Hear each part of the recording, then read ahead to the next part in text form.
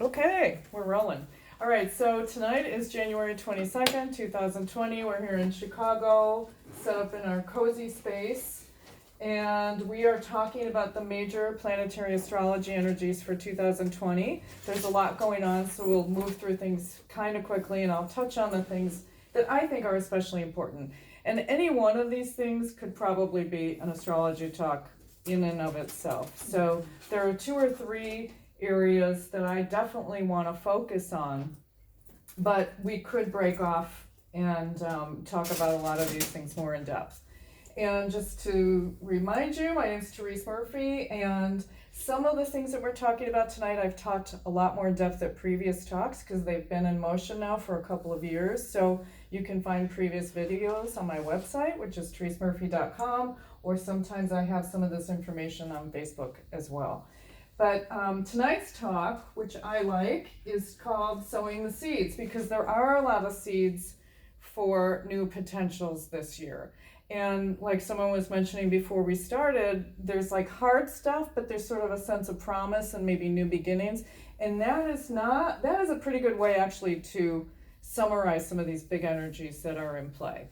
And I do like to start the talks to remind just generally why I think it's valuable to get together to talk about this stuff and what astrology is and how it works in just sort of a general way. So when we get together and talk about these energies, we're sort of invoking them and bringing them more alive in our consciousness so that we can bring them more to the fore and use them in a more co-creative way in our own lives.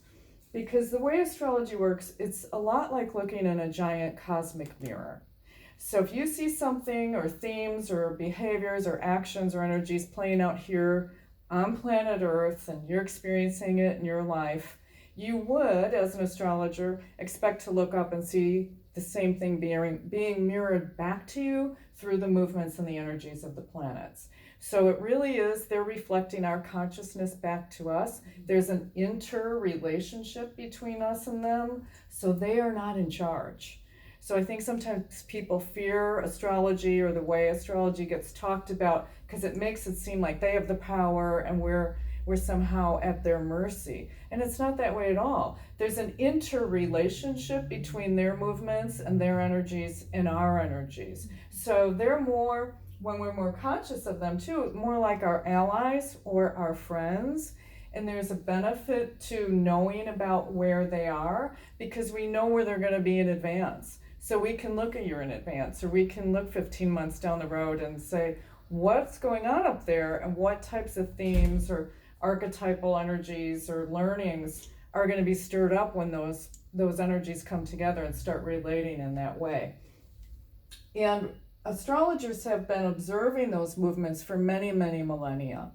And so they started learning about those correlations, about those relationships many millennia ago. So we haven't quite gotten to the point in science where physics can explain why we're connected, but they can notice that we are. Just like when scientists observe the movement of electrons, they don't know why those electrons are doing those things.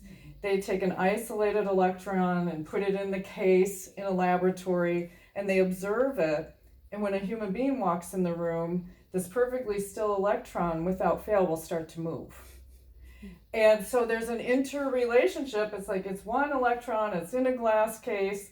The scientists notice it. They don't know why, but somehow that electron is responding to the presence of somebody walked into the room.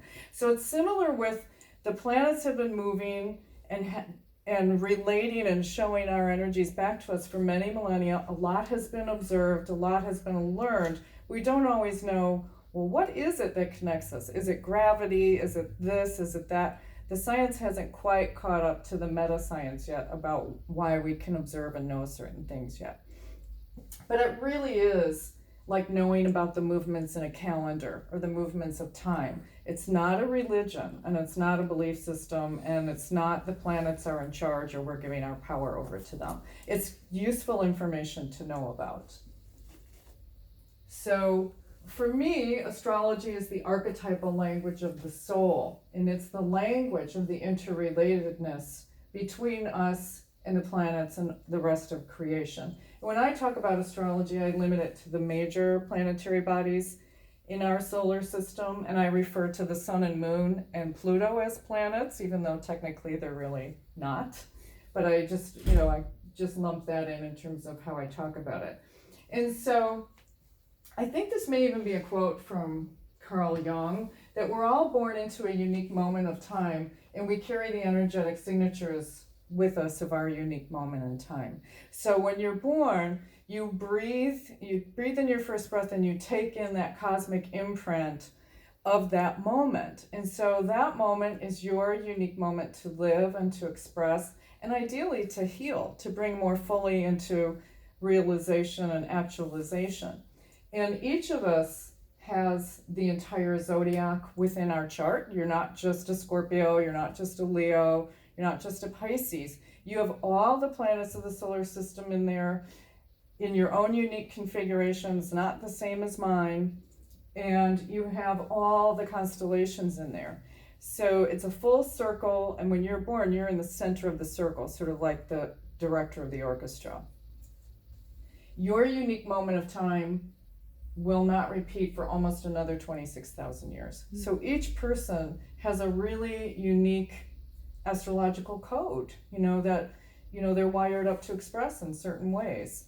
And any one of those relationships or expressions in your chart can express in a functional way, a dysfunctional way, sometimes a little of both. Sometimes we have a tendency to overuse certain parts of our energy and forget about other parts of our energy.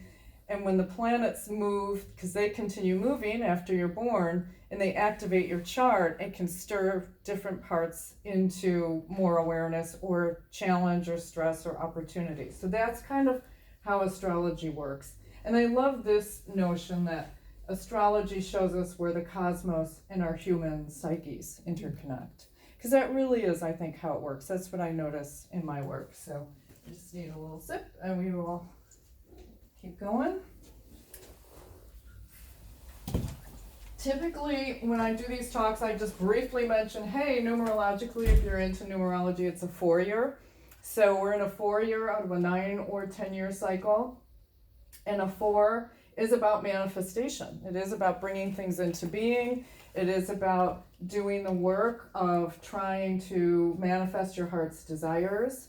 It takes effort, but the effort's worth it, and usually we find we're a lot more willing to do that in a 4-year. We want to get organized and get some stuff done. And I think with 4, the energy of a 4, it's important to watch if your control issues start to get revved up, because it can be common to experience that. And this is going to be something I touch on throughout the talk, but integrity matters a lot. So just, it's not about perfectionism. We all cut corners sometimes, but there is a difference between not doing things perfectly and doing things, just like littering because nobody can see you. It's like, all right, maybe it's just 1 cup on the ground, but don't do it. You know what I mean? You're out of integrity, so don't do it. So just to keep an eye on stuff like that. I have a question really quick. You said 4 years, so is this the year for number 4 in numerology? We're in the 4th year of a cycle that started 4 years ago. Oh. And so each year I just briefly mention that. So there's a way of noticing time through 9 and 10-year cycles, and right now we're in the 4th year of a 9-year cycle. Okay.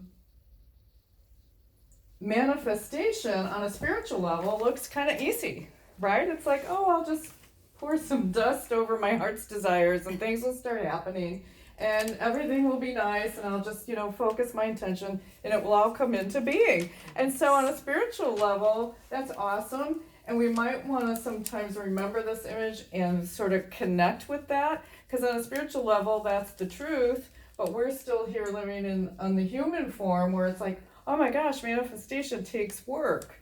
But the truth is, I think if we can lean into a more spiritual energy, it does sometimes seem to flow and go a whole lot easier. When we think that there's, maybe a divine energy or an inner wisdom that we can align with, as opposed to just trying to figure it out in our own heads, it will help move us through. And And to sometimes remember this angelic notion of manifestation, I think it helps us ease up and just give ourselves a break. Because from the point of view of our personality, it takes work and it takes struggle, and we have these are some tarot card images of fours and what it looks like. It's like, yay, I'm having a victory, I'm manifesting my heart's desire, and there's a celebration. But there's also time of heartbreak when we're working hard to make something good happen, and there's a time where we need rest, and it can be a bit overwhelming. We need to unplug and plug back in. So on a human level, it's a bit different, as we all know, to try to manifest. And I typically will just give people Mercury retrograde dates at the start of the year.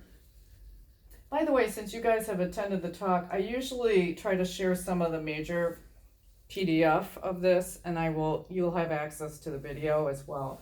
But people usually like to know Mercury retrograde dates in advance. So we've got one coming up in February that goes through March 9th. There's another one in June. And as we were talking about a few minutes ago, there's one that starts on October 13th and culminates on November 3rd, Election Day.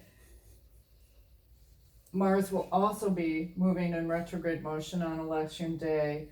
And in the spring of this year, we have a Venus retrograde. Now, I have given a talk just on Venus retrograde because it's such a cool phenomenon. And it only happens every 18 months that Venus goes retrograde. And it only happens every 2 years that Mars goes retrograde. The outer planets retrograde every year for quite a long time, and Mercury typically will move through retrograde cycles 3 times a year for 3 weeks, which we all know and grumble about. Here are the eclipse dates if you're an eclipse person and you like to know when those are. We have 6 this year. It's very typical to have 5 or 6 eclipses in 1 year. The ones that are highlighted in red are supposed to be visible in the United States this year. It depends on the weather, and we'll have to check that out. I think in the whole country. Sometimes it's only certain parts of the country, but I think these will be visible throughout the whole country depending on the weather and the time of day and stuff. What's interesting about this year is we have 2 or 3 eclipses in Cancer Capricorn energies, and then 2 in Gemini Sagittarius. So there is a shift taking place this year between the lunar nodes. And what that is, that has a lot to do with the eclipses. And again, I did a lot of talks before on the nodes when they were in Cancer. So for 19 months, the nodes of the moon, which are actual points in the sky, will hang out in opposition in one sign. So the North Node will stay in Cancer for 19 months, and its opposite sign is Capricorn. So that's where all the eclipses will take place during that time, pretty much. This year, for the first few months of the year, the moon's nodes, and I'll say what that means in a minute, are in Cancer and Capricorn, but then in May, they shift into Gemini and Sagittarius for the first time in 19 years. So it's significant when those nodes shift because they stay in an energy for 19 months and they stir up certain themes that are important for us to concentrate on. And then they don't revisit that energy for 19 more years. They move to the next signs, and then they do eclipses there and accentuate those energies and those parts of our charts and those themes for us. So last year I did talk a lot about, oh my gosh, what does it mean when the North Node of the moon is in Cancer?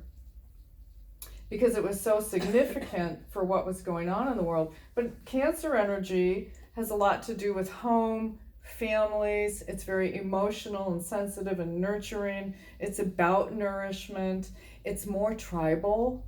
It's more my family and, my homestead and keeping everything safe. And so we had 19 months of a lot of that, which I talked a lot more about in depth, I think last year. And then now we're switching into Gemini energy, which is more social.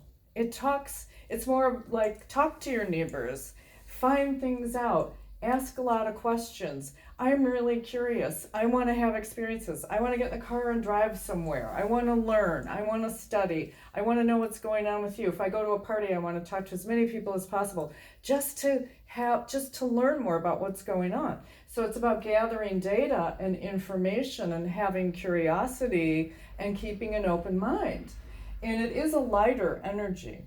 And the reason before we started talking, two of our presidential candidates for sure are Geminis. And one is Amy Klobuchar and one is, I think Elizabeth Warren has just moved into the sign of Cancer, but she has a lot of Gemini in her chart. So it is more of that notion of everybody's my neighbor. And I take an interest in the people around me. And that really means something to me. Trump's a Gemini too, right? Trump's a Gemini, but he's got a whole different thing going on in his chart. He was born during an eclipse. I mean, that's another astrology talk right there. Is his Trump. I mean, you could do the cool thing is you could do an astrology talk on any of these people's charts because it's so interesting. But we're all kind of shifting into this Gemini zone of let's learn more and let's talk more and let's listen more. More major energies. Saturn, the planet in the sky, did a big profound movement this past January 12th, like 10 days ago, when it connected with the same degree of longitude in the sky where Pluto is. So basically they're thought to come together. Now obviously they're not bumping into each other, they're many, however, thousands or millions of miles apart, but they're occupying the same degree of longitude in their orbits. That only happens once every 34 or 38 years. So last Sunday, January 12th, that happened. So it hadn't happened since 1982. So we're now just in the first few days of a brand new 38-year cycle with those combinations of energies and those themes and those archetypes and all that engenders. And that's what we're going to be talking a lot about tonight because it's such a big deal. And at the same time, this year Jupiter in the sky will also be making what's known as a sextile relationship with Neptune. It just means they're traveling 60 degrees apart, so for the whole year they're going to be in this symbiotic, very kind of easy relationship with each other. That's considered an easy relationship. It's not a challenging relationship. So we're going to talk about Jupiter and Neptune and what those two things mean when they're moving together in the sky. I'm going to focus a lot on that because I think these two energies are going to play off of each other a lot this year. And with consciousness, we can work to utilize them well together, I think. The other really, really cool thing that's happening this year is Jupiter and Pluto. So Saturn is conjunct Pluto. Jupiter is going to be also conjunct Pluto this year. So Jupiter and Pluto only come together once every 13 years. And these dates here are how many times they're in exact relationship this year. But the whole time they're very close. So it's like for 9-10 months, they're traveling very close to being in that exact relationship. Just, just a little bit apart. So what will be happening throughout this year is that Jupiter, Saturn, and Pluto will all be moving together in the same part of the sky, pretty darn close together. And that's especially true in March and especially true in October. That very, very rarely happens. And they're in the same sign most of that time, which is Capricorn. So for the past couple of years, we've talked a lot about Capricorn at the talks. I talked a lot about Saturn and Pluto and Earth signs. But it's a huge deal that these three planets are moving together. These are massive, profound shifts in our consciousness and in our world going on. Just massive.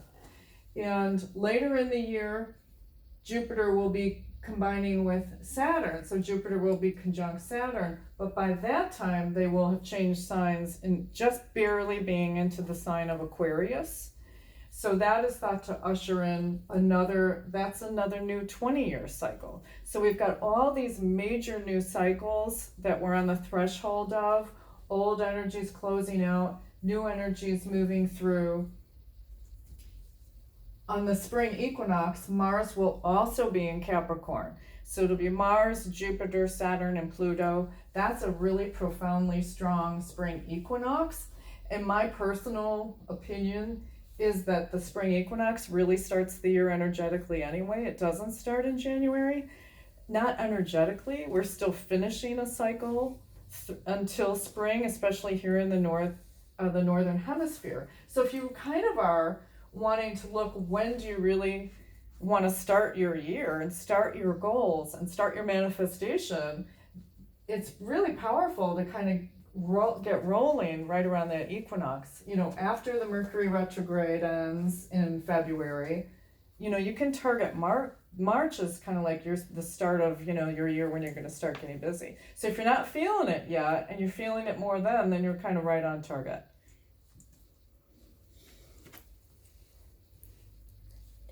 Okay, we mentioned that. So Saturn changes signs in spring for about 3 or 4 months, but then it goes back into Capricorn. So Saturn won't completely finish its 2.5-year cycle in Capricorn till the end of the year, December 17th, and it will be briefly in the sign of Aquarius from March until July. So we'll get a taste of what the next 3 years is going to be like during those 3 or 4 months. And Saturn moves so slowly that it's been 30 years basically since it was in the sign of Aquarius. So here's another wave of new energy coming through, another major shift going on. So, and shortly after that, Mars will enter the sign of Aquarius as well. So that's a really powerful time. More reason for spring through July being, if you want to get anything done or set your goals or set your intentions or look at your vision for the future, those few months those are really good times to do it, to take steps in the direction of change, whatever that might mean for you. I'm whizzing through this stuff now and speaking a lot of astrology speak just because I like to outline the big movements through the year and just name them and then kind of get into this stuff more in depth. I think we already talked about this, the shift into Gemini terrain that we're all going to be going through. Because when the nodes move, it's thought that our evolution and our souls kind of move with the nodes. What the nodes are 2 points in the sky where the Earth's orbit around the sun intersects with the moon's orbit around the Earth. So these are real points in the sky that have a lot to do with the eclipses, and in astrology sort of are soulful intentions. And so people born during this time, born with the North Node in Gemini, will have that sort of soul homework for their whole lifetime. That's where their focus will be. So Gemini emphasizes commerce, communication, language, information, movement of all kinds, migration, writing, research, study. It loves to learn, and it loves to ask questions. So when the South Node in Sagittarius would be inclined to just jump to conclusions, make assumptions, prejudge. So we may be experiencing a lot of our own, I think I know what's going on over here. We're going to be collectively experiencing all the stuff we think we know, with the homework assignment being like, no, ask more questions. Stay curious. Stay more open. Don't think you know what's going on with that person over there, or that piece of culture, or people in that country, or people who dress like that, or whatever. We might be more inclined to kind of just jump to conclusions. Sometimes it surprises me, like when I listen to what's going on in my own head, it's like, oh my God, I know better than that. But when these energies are expressing, it sort of brings this stuff up. And again, the antidote is to just stay curious. Why don't you ask some questions? Why don't you read an article or get some more information before you think you know what that's all about? Okay. So that's why I call this talk Sowing the Seeds, because there's so many potent new cycles starting this year. And in the beginning of these cycles, if they last 12 or 20 or 38 years, kind of the first couple of years is the beginning of the cycle. You know, you don't have to hurry to sow your seeds, you know, between now and the end of the month. We're kind of laying groundwork now for many years to come. You know, so we have some time, theoretically, to really, you know, lay a new foundation and chart a new course for whatever that means for us. Sometimes if we're pretty cool with where we're headed, we make some minor adjustments, and sometimes people make radical shifts in their lives. You know, they end relationships, they change jobs, they move across the country. They make all kinds of changes because they're done with the old cycles. They're done with the old way of being. They're done with the old way of living. They really have outgrown it. So you might notice that with people that you know. And I think it's been kind of cool to know that it's been 500 years since the last time Saturn and Pluto started a cycle together in the sign of Capricorn. And this is just a visual. This is Pluto, that's Saturn, that's Jupiter. So that's just a visual of what these guys look like when they're coming together. They're not that close, obviously. We would not be. Whoa, that would not be good. Okay, I wanted to read to you what I wrote on my Facebook post for last Sunday, week ago Sunday, when this actually happened, when Saturn and Pluto came together.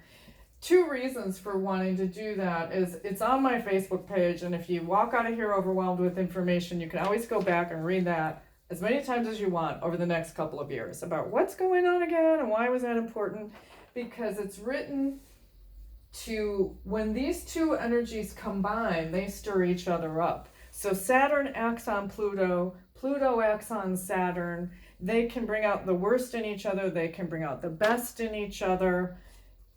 Neither one is a particularly easy energy by itself, and they're moving through a sign of Capricorn, which is restrictive and disciplined and serious. So all the words that I use here, I'm using deliberately to try to reflect, you know, this major new start of a cycle. So it's on my Facebook page, and it speaks to what's going on, what do they want, because this is really a profound call to change and to disassemble any old structures, governmental structures, financial structures, personal structures that aren't working, and rebuild new ones. So here's what I wrote, and again, it's accessible to you guys. So this is a 38-year cycle of growth, with Saturn as the planet associated with grown-up responsibilities and commitments. It asks us to review and assess our priorities, let go of what isn't working, and develop practices and discipline to achieve our goals. Pluto is an intense, powerful energy associated with purging and eliminating that often precedes or accompanies significant transformation. Strength, perseverance, and determination are all enhanced with this combination. Yet it could be challenging not to get carried away with Spartan, no-nonsense, or harsh attitudes. This combination seeks change and new foundations on which to build the next 34 to 38 years, and will likely involve some amount of deconstruction or dismantling of existing structures and foundations. These major themes have been developing for a while now. I mean, we've been in this energy for a while. It's been building for a while, and will continue through the year. As usual, the more consciously you can engage your intentions and cooperate with what your life is asking you to release, the better it's going to go. Taking time for quiet reflection, very Saturn, very Capricorn. Walking, journaling could still your minds. There's a lot of grace in stillness this year, just even if you can lie down for a few minutes. Still the mind and bring us into alignment with our inner dignity, our peace, and our purpose. Preparation, common sense, and reasonableness will go a long way towards weathering any hardships. This stuff is very much about getting real, being still. When we're in alignment with Saturn and Pluto, we're really at our best. We can be really profoundly strong and on point and available to do what's needed to be done without a lot of drama, without a lot of fanfare, and with an incredible amount of efficiency, really. So this is a very empowering energy, as well as if people are still, in the old energy, still holding on to the old patterns, still kind of stuck in the old coping mechanisms, it can really kind of toss people around to to a point where they can, it is about facing your shadow. So for some people, there could be this notion of hitting bottom, so they can face whatever they need to be facing. For some people, they just recommit to the path. They're just like, take a deep breath and say, okay, there's nothing to do but face all this, so here I go. And there's a real willingness to do that. Because Pluto is about the will, excuse me, and Saturn is about focusing. So it can really help you focus your will. Again, integrity really matters.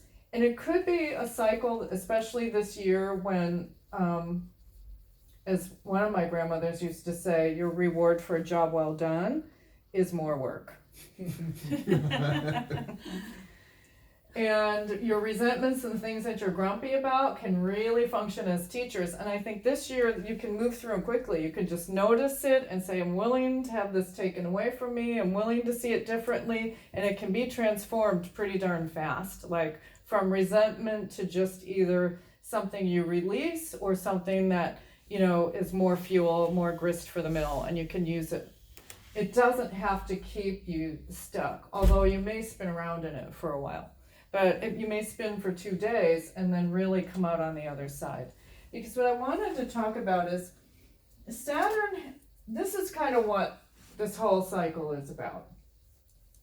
It's a beautiful visual of these old containers that are breaking open.